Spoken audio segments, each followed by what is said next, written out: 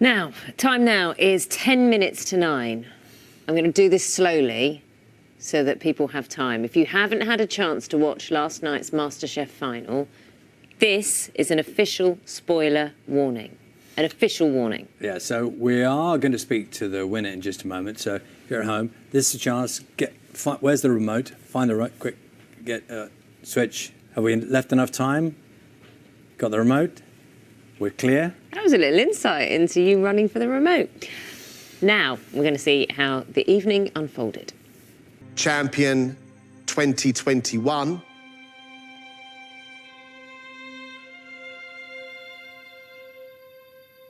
And joy and letting all the stress kind of ease out of your shoulders. Tom, how was it? I must say, ever since seeing your oyster dish, I'm craving to try something like that. How was it when you finally heard? I mean, it was absolutely incredible. I've been a huge fan of the show now for so many years. To actually be on it this year was amazing in itself. And then to take the trophy, for me a little while ago, but for everyone else last night, yeah, just a dream come true. Well, I always ask this of winners because often these things are recorded. So when was it recorded? So end of last year. So I've been sitting on this secret for a little while. Okay, and who did you tell? Mum and Dad knew, so you'll have seen the clip last night where I rang my mum on screen. And then I think they found it more difficult to keep a secret than I have. And who didn't you tell that really is upset with you for not telling them?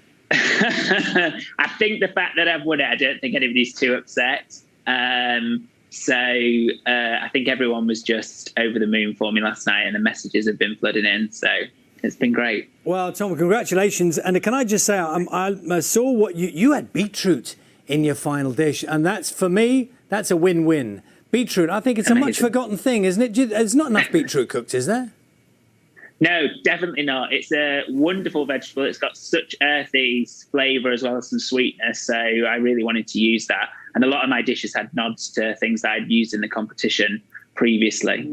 Now, the judges, I mean, obviously, you're the winner. They were hugely impressed with what you did. Just talk us through a little bit about the theatre of MasterChef, because you have that moment when they're tasting your food. Do you kind of, either as you're cooking it or as you look at them and they're not saying anything, do you get an instinct for, whether you've got it right, whether what you've done meets their approval? Talk to them, the mind games that go on, because it is a bit of theatre, isn't it? Yeah, I mean, I never really knew which way it was going to go until the kind of critiques left their mouth, and then you kind of relax and breathe a sigh of relief. They're very good with their poker faces. So,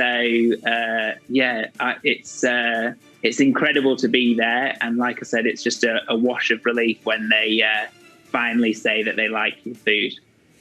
How many times did you cook, in terms of practicing, the dish that you presented? So for my final dishes, I mean, when you get to that stage of the competition, it really is intense. So there's not actually that much time to practice. I've done a little bit of preparation before going on to the show, but I tried to practice it as much as possible, a couple of sleepless nights in there. But I'd say 2 or 3 times before you saw it on the show. Have you cooked it since? No, not yet. So I'm waiting until I can cook it for somebody, and I've got a lot of requests for that so far. I'm sure you have. So, Tom, now you are MasterChef 2021. What's the master plan? So I don't really know what to expect. I'm waiting for the dust to kind of settle. I've had hundreds, maybe even thousands of messages come through. I'd love to do some writing in food. That's how I went into the competition, with that kind of dream. But after being in the professional kitchens, I loved that experience as well. So I'm certainly not ruling out opening a restaurant one day. Have you been out? Since in England, we're allowed out. Have you been out yet? Well, I've had quite a busy week. Especially with the postponement on Friday. So no, not yet, but I'll be hoping to get out soon so I can celebrate properly. And what would be your dish of choice to eat and drink if you get out? Because it's not just because you can cook fancy food doesn't necessarily mean that's the thing people hanker for. No, not at all. I think I'm really craving a really good pizza, maybe a bottle of red would be good. Yeah, I think that's what I'm craving. Tom, do you want to just go through the theatrics for us? That's the award right behind you? Is it? I can see on your. It is. Go Yeah. on. Do you want to grab it? Do you want to grab it and hold it up for us so we get the full? There you go. There we go. That's you. I think that'll be in all of my photos from now on. Well, it's given a lot of people, as you'll well know, MasterChef during lockdown it's been a real tonic for people. I mean, that's one of the things that we all know, isn't it? It really has. Yeah, no, I think it's been incredible. I think with everything that's going on, it's nice to see that on TV. And I think the spirit of the show, even though it was filmed during COVID and there was social distancing there, the spirit of the show is still very much there. And I think that's something that people have really looked forward to. Well, congratulations from everyone. Thank you so much. We will look forward with interest to see what happens next in your story. Thank you very much, Tom. Thank you so much. Have a great morning.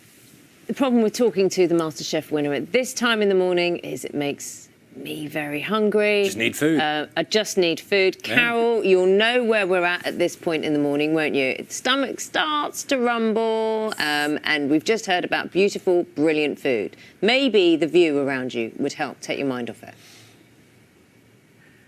Indeed. In fact, I thought there was thunder in the forecast. Your tummy rumble was so loud, Naga. But this morning there is no thunder in the... We'll look forward with interest to see what happens next in your story. Thank you very much, Tom. Thank you so much. Have a great morning.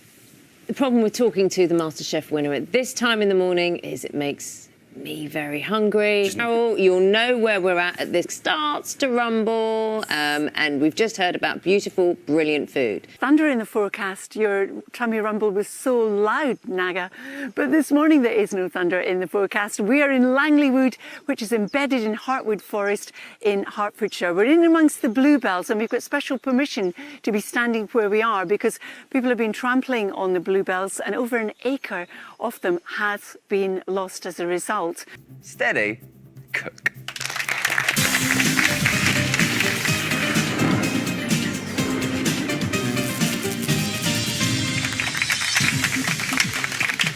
Hello and welcome. Hello there and welcome to your Wednesday One show with Rylan Clark, Neil. And the lovely Alex Jones. Go on the pink trousers today. Elasticated waist. Yeah, can't Very go wrong. comfy. It all happens to us there all the time, doesn't it? Yes, it Pyjamas. does. Do you know what? That's What? a cute outfit. But are you ready to see probably the cutest thing you ever? And of course, it is Wednesday, so the lovely Mr. Matt Allwright is here with Watchdog. Matt, what's been harping on about this? I know, I'm excited. It's the MasterChef final. It is.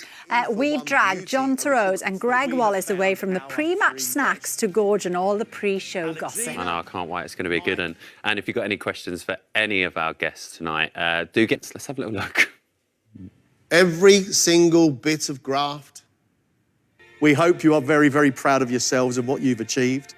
We now want to see how far you've come. And they are with us, Gregg and John. John, Everybody. Hi, Greg. I mean, what is it? Jono. How you doing, son? G'day. What is it like? You know, we saw there that moment before they make their last dish. And as viewers and fans of it, we can only imagine how tense it must be in the kitchen at that point. Give us a bit of behind the scenes. I think for everybody, it's tense. It's not just about the three. And, you know, Ryan, you've been there. You know what it's like. We take it very, very seriously. There's a huge amount of atmosphere in there. It's a build-up. And the tension is there, but there's this great excitement about it. And it's just an amazing, amazing event. And everybody is so ready to just go for it. And the three of them, because it's the only time really in the whole competition, they cook 3 courses. They do a starter, main course, and dessert. So the energy levels are enormous. But it's a fantastic final, and this year, an amazing final. Enough to come back and guest judge for the celebrity version. Greg, I want to ask you this. After all of these years, and from, like you say, being on it myself, I know how secretive this show gets because it is filmed ahead of time. Do you ever get to that point where you worry that you're going to slip up about who's won? Because am I right in saying your mum even asked you and you won't even say anything? Mate, I reckon that's the most asked question people I meet. It's like, who wins MasterChef? Who wins MasterChef? And my mum nags me every single year, every series. I never slip up. I don't suppose John does either. You know it's a secret. You know it's a big deal. And you just keep stum.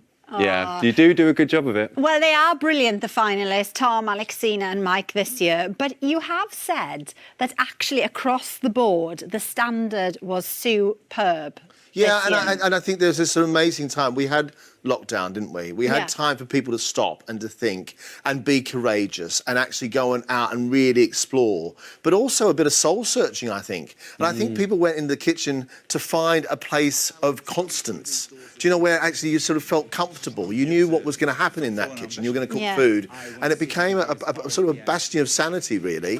But the food's been incredible. I mean, we've eaten the odd dodgy thing here and there, as we always do. But, you know, on the whole, it's been all right. Do you know what I love as well about MasterChef? Especially when it comes down to stages, like the sort of first stage, then the semis, the quarters, getting to the final. You guys almost sort of reset, don't you, Greg? Because it's not like you go back and go, oh, that shepherd's pie from their very first challenge was very, very good. You guys go into the final really with an open mind. Do you ever, at a point throughout the competition, sit there and go, oh, this one is really, really one to watch? Yeah, we do. We do. Obviously, you get people that you favour straight away, but there are points in the competition where you just have to deliver. And never is that going to be more true than your actual final cook-off. Can I quote my mate John Terodier on this? He's a brilliant saying, and he said, we can tell the winner in week 1, and by week 3, we've thrown them out the competition.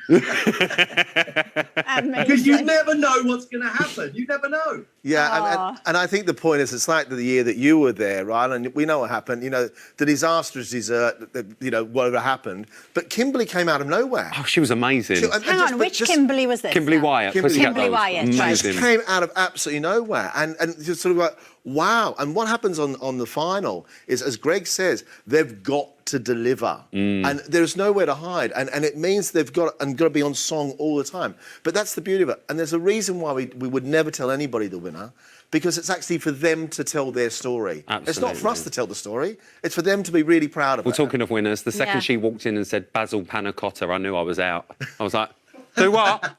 Basil what? You were one of the most exceptional people we've ever had on. Making that Happy Meal, being ingenious, being inventive, being courageous. That's what makes MasterChef. See, but there's more to Ryland than meets the eye, isn't there? Yeah, we all know an that. Happy Meal. That's Talented little so-and-so. Honestly, we love it, don't we? We love the show. We do love it. Really looking forward to tonight. And of course, it's a massive, for all the fans out there, it's a massive time change. Because it's been on at 9 o'clock all the time. It's 8 o'clock tonight, 8 guys. p.m. 8 That's right. o'clock on BBC One. Do not miss it. Thank you so much, Greg. and thank you so much, boys. John. It's great to see you as always. So many people getting in touch. Oh, Dee yes. said, my lovely Morning Live takes over from us, of course, but we want to leave you before then with some rather gorgeous images from Dorset's Jurassic Coast. What you're seeing just in the middle of your screen in the top is a huge landslide. It's left a trail of debris on the beach, but still, look at that view. Just beautiful. Have a lovely day. What a gorgeous way to pass over. Thank you very much indeed. Coming up.